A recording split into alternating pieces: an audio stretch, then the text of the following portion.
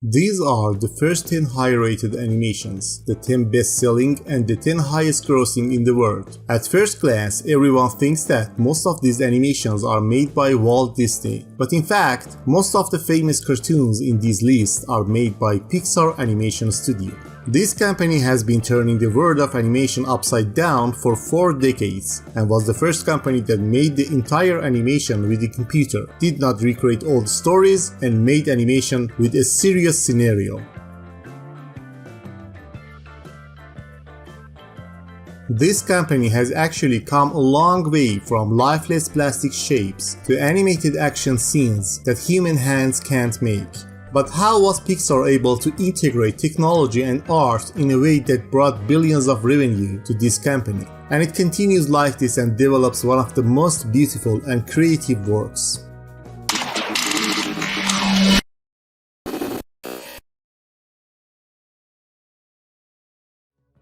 $552 million.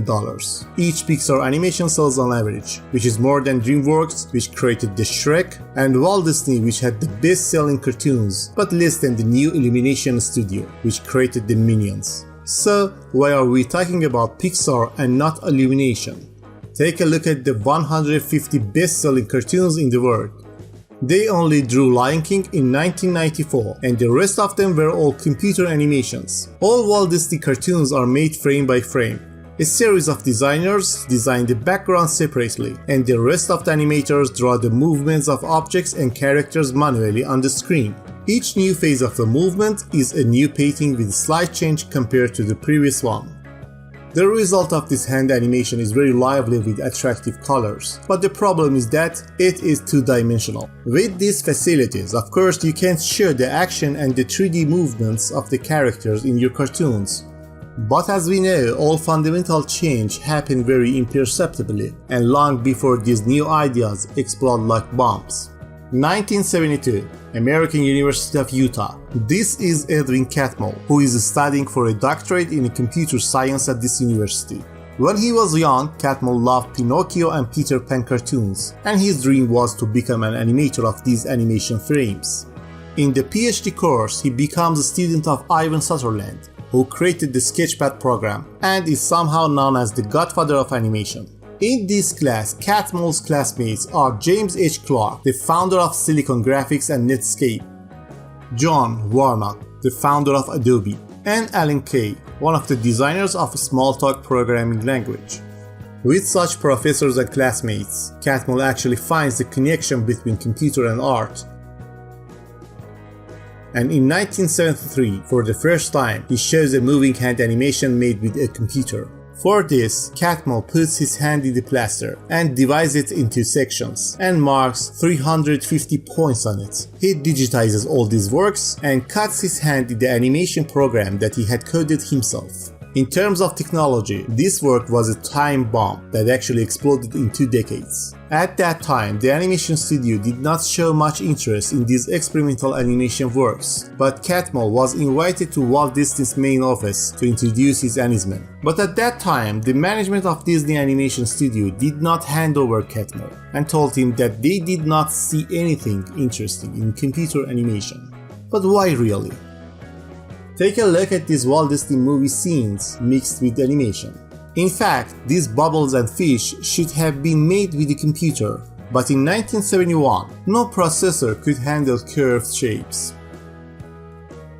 Of course, a computer expert could have done this work for Disney to some extent, but Disney's management at that time did not take risks and rejected any new animation technology. That day, Catmull, with a broken hand, goes to his chest to follow his passion and starts developing computer animation.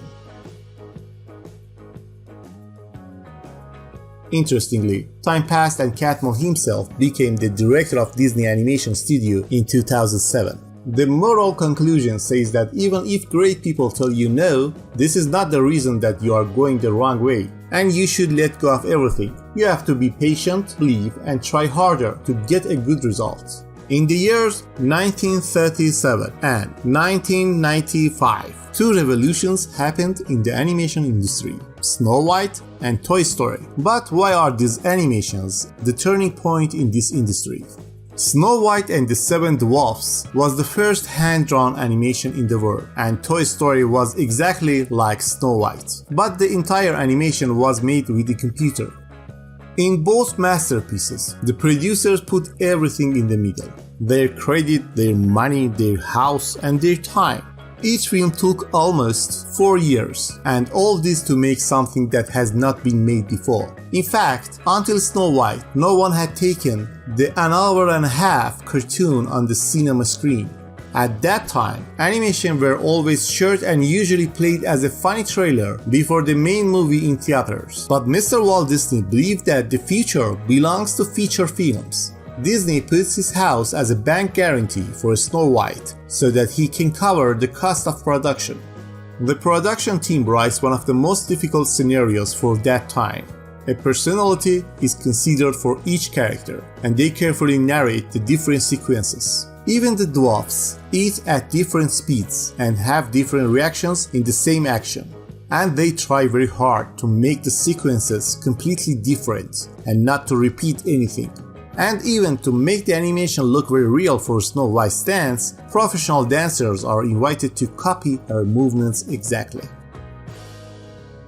Pixar has the same problems. All the animations of the 19th were a series of lifeless and unnatural animations that no one can believe that they can sit and watch for an hour and a half. But look now, Animation Soul, the designer were so attentive to the details that they even considered the gum stuck on the asphalt.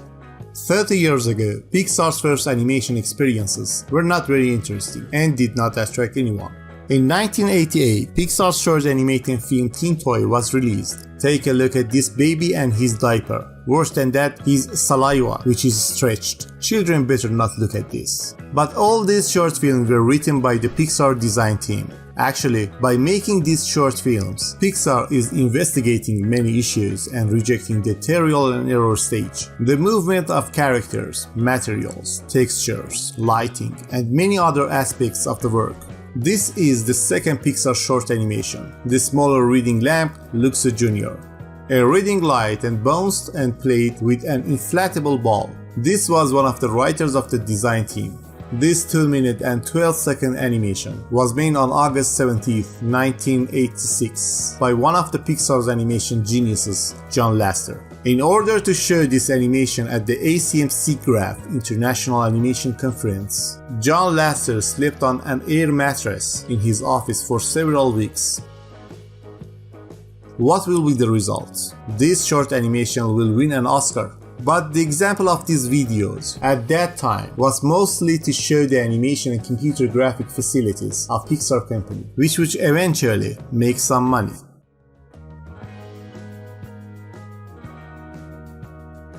Here's the story. There are two important people in this game: George Lucas, who made Star Wars, and Steve Jobs, who founded the Apple. In 1977, the first part of the Star Wars movies was released, and it was very busy. This movie will sell $300 million and became the best-selling movie of the year. And in fact, he saved the Fox movie studio from bankruptcy at that time. After the success of the first part of Star Wars, George Lucas was asked to continue this film, but he knew that he needed more special effects for the second part.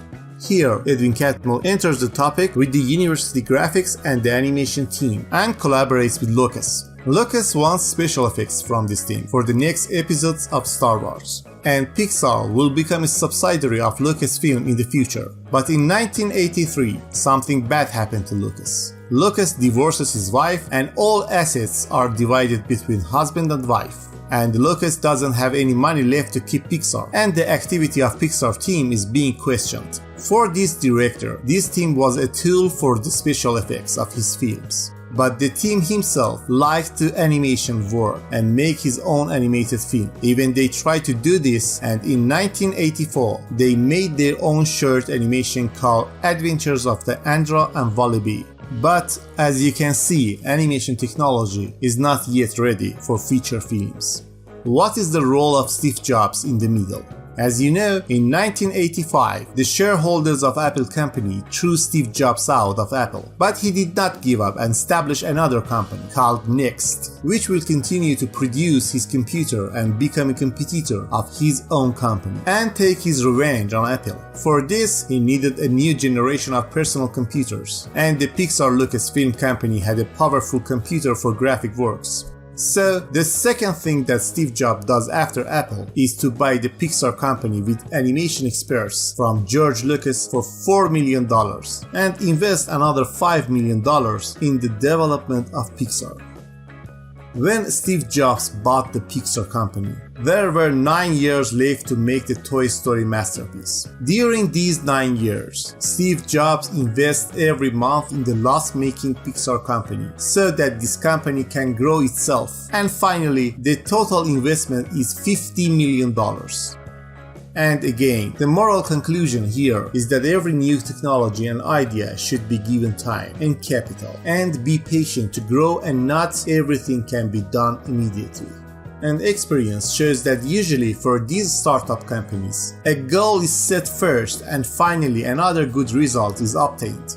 The purpose of Steve Jobs' purchase of this company was that their product would be graphic and animation software. And Pixar company is really the first to create software for special effects called RenderMan.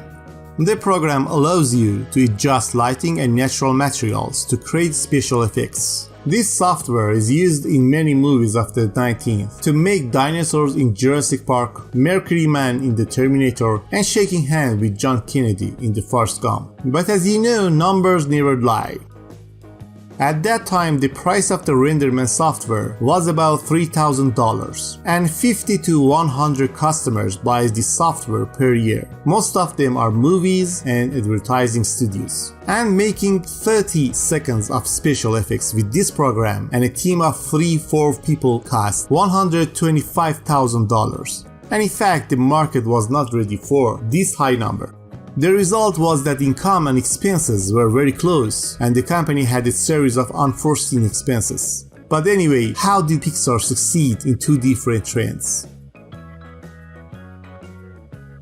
First of all, Pixar is the best in storytelling and scenario writing. And secondly, they make the best computer animation model. In 1995, for the first time, the Toy Story with 100% computer animation went to the cinema screen, and it became the best-selling movie of the year and sold $373 million. If we look at this animation today, the quality of work is not much better than Teen Toy in 1988. Everything still seems strange. The computers of that time still cannot simulate human body parts, skin texture and hair very well. But still, the dolls in the story look good. And here you can find out the secret of Pixar's success. Pixar makes an animation that its technical facilities allow. It was because of this that Toy Story became Pixar's first computer animation, because it was easier to simulate the toy with the computer, and there was not much trouble in the texture and plastic material. Because it was easier to simulate the toy with computer and there was not much trouble in the texture, plastic material and mimicry of the toy's face. And it was possible to give the audience the feeling that these toys are alive. A little later, Pixar improved and was able to simulate more difficult projects more naturally. In 2001, the simulation of the complex texture of wool of monsters was used for the first time in the animation Monsters Inc. 2 years later, in the animation Finding Nemo, underwater lighting and the special movement of the fish are applied. In 2008, you can see natural dust and particles for the first time in the animation Wall-E. In 2012, we see the simulation of human hair in the animation Brave. Since ancient times, everyone has liked to sit and listen to interesting stories, but there was no proper tool to define them better and more interesting. In the definition of these stories, the ability to tell a story made it more interesting. Now all its aspects are considered: voice dubbing, music, dance and song, special effects, and many other things. Finally, the Pixar company is segmented according to technologies, and each segment has its own task. One department is responsible for lighting, another department texture and material, and in other departments, each department has its own director and producer. But one of the most important parts is the scenario writing part. Let's take a look at the best Disney cartoons: Snow White, Aladdin, Beauty and the Beast, Cinderella. The stories of these cartoons are all taken from old novels. But Pixar's animations are all unique. Out of first 10 animations of the studio, 9 of them are new stories, and they all have one thing in common: the famous slogan of Pixar company, "What if?" What if toys are alive and have feelings? What will happen if monsters are afraid of people as much as people are afraid of them? What if robots can fall in love?